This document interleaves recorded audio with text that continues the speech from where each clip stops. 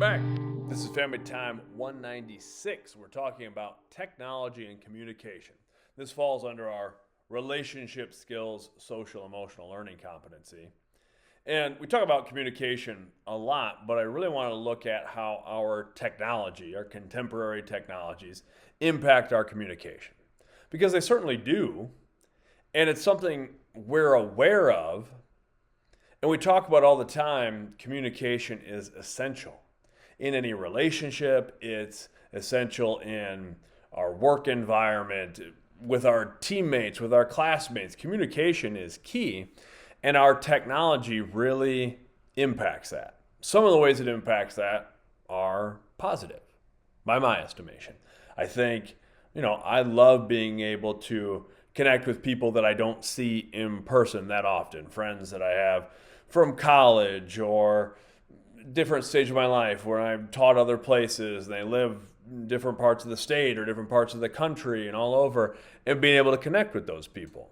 I really like that. I like that in some ways our technology shrinks our world a little bit. We have access to so much information and so many people. If you want to really study something, if you want to really become an expert at something, what a wonderful time in history where you can go and you can find so much information about any topic, and you connect with people who have similar interests and similar passions, and you can learn from those people. You have experts at your fingertips. That's a wonderful, wonderful thing about our contemporary technology. But I do think it's also important for us to recognize the potentially negative ways our contemporary technologies impact our communication.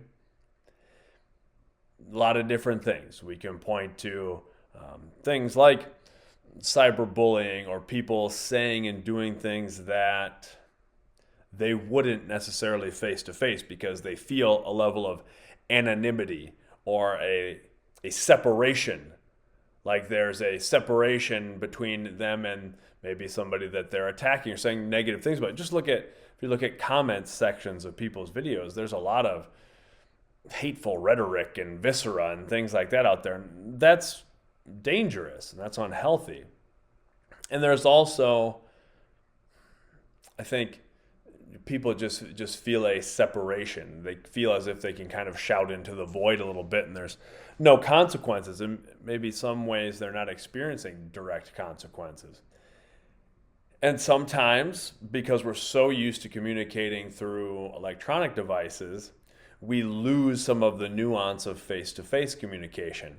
And at least to this point in our technological advancement, nothing replicates that. There's nothing quite the same as face-to-face, human-to-human interaction.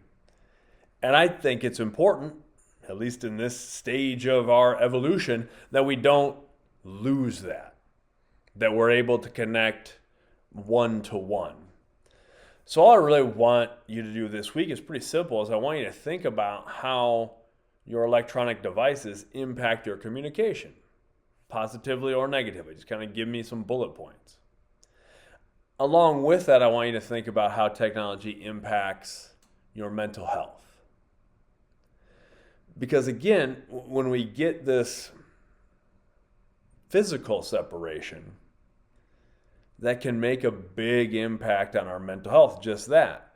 But then also when we're exposed to so many images and we can get exposed to negative content or that fear of missing out or comparison, that sort of death by comparison. We see images of people on Instagram and TikTok and things like that that are catered, that aren't necessarily representative of reality, or are at the very least a small glimpse into a much wider and much more diverse life. And we're only seeing these little hand-picked things. And all of that can impact our mental health as well, which some of those things aren't necessarily communication, but it is how we're interacting with the world. It is relational in that way. So I want you to consider those things, how your technology impacts your communication, your mental health. And then I want you to just brainstorm some ways that you could maybe best utilize your technology. And that's where we're at in life, is we have these tools. This is our existence now. But how do we use those things as tools and not as crutches or not as drugs that we get addicted to? How can we use them to enhance our lives instead of inhibiting our lives? Think about those things this week. Till next time, much love.